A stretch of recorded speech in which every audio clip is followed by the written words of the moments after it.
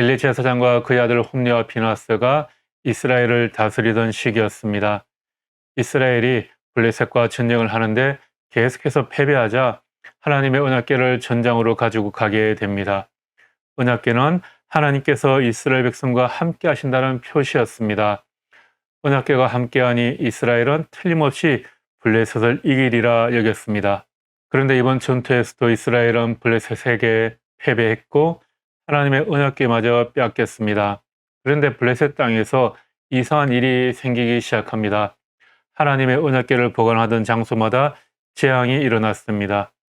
블레셋 사람들 사이에 이러한 재앙이 내리는 것은 하나님의 언약궤를 자기네 땅으로 가져왔기 때문이라는 생각이 들기 시작합니다.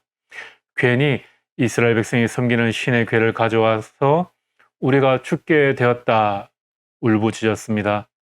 옛날 이집트 왕 바로가 고집을 부려서 10가지 재앙을 당했는데 우리는 그러지 말고 빨리 이 궤를 돌려보내자고 결정을 내렸습니다. 그러나 블레셋 사람들은 이 사실을 또 인정하기는 싫었습니다.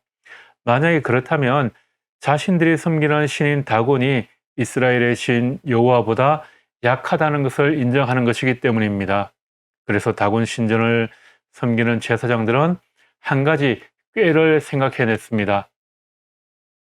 아직까지 멍에를 한 번도 메어보지 않은 암소 2마리에게 여호와의 궤를 실은 수레를 끌게 하였습니다. 그리고 이것을 이끄는 사람을 붙이지도 않았습니다. 만약에 이 2마리의 소가 언약궤가 실려있는 수레를 끌고 다른 길로 가지 않고 이스라엘 땅 베스메스로 똑바로 간다면 이러한 재앙이 이스라엘의 하나님 여호와에게서 온 것이요, 만일 그렇지 않고 엉뚱한 곳으로 간다면 이러한 재앙이 하나님에게서 온 것이 아니라 우연히 일어난 것임을 알려주는 것이라 하였습니다. 그런데 수레를 끌게 될 이 2마리의 소는 멍에를 한 번도 메어보지 아니하였을 뿐만 아니라 아직까지 젖을 떼지 않은 송아지가 있는 그런 어미소였습니다. 아직까지 젖을 떼지 않은 어린 송아지를 우리에 떼어놓고 한 번도 메어보지 않아 불편하게 짝이 없을 멍에를 메고 수레를 끌어야 하는 그 어미소의 심정이 어땠을까요? 수레를 끌고 가는 2마리의 소를 성경에서는 이렇게 묘사하고 있습니다. 그 소들은 큰 길에서 오른쪽으로나 왼쪽으로나 벗어나지 않고 울음소리를 내면서 똑바로 길만 따라서 갔고, 여기에 소리에게 깊은 울림을 주는 것은 이 어미 소들이 오른쪽으로나 왼쪽으로나 벗어나지 않았다라는 것입니다. 지금 집에 남겨둔 젖을 떼지 않은 새끼들 생각에 눈물이 나지만 자신이 가야 할 목표가 있기에, 이루어야 할 사명이 있기에 뒤돌아보지 않고 좌우로 치우치지도 않고 앞만 바라보고 나갔다는 말입니다. 그 어미소 2마리는 베스메스를 향해 나가는 길로 곧장 걸어갔습니다. 왕방울 만한 그 2눈에 눈물을 가득 머금고 소리내어 울면서 왼쪽으로나 오른쪽으로 벗어나지 않고 자신이 가야 할 길을 똑바로 갔습니다. 이들의 울음소리가 얼마나 애처롭게 들렸겠습니까? 이 소들이 간 길은 어떤 길입니까? 좌우로 치우치지 않고 똑바로 걸어간 길. 이 길은 바로 하나님께서 우리에게 보여주시는 길이며 우리에게 걸어가라고 명하시는 길입니다.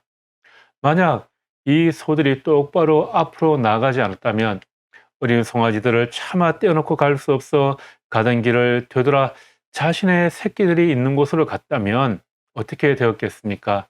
그렇게 하였다면 지금까지 블레셋 땅에 내린 재앙은 하나님과는 아무 상관이 없이 우연히 일어난 사건에 불과하다고 블레셋 사람들은 여길 것입니다. 그것을 원해서 블레셋 제사장들은 아직 젖도 떼지 않은 새끼가 있고 또 멍에를 한 번도 메어보지 않은 암소 2마리를 선택했던 것입니다.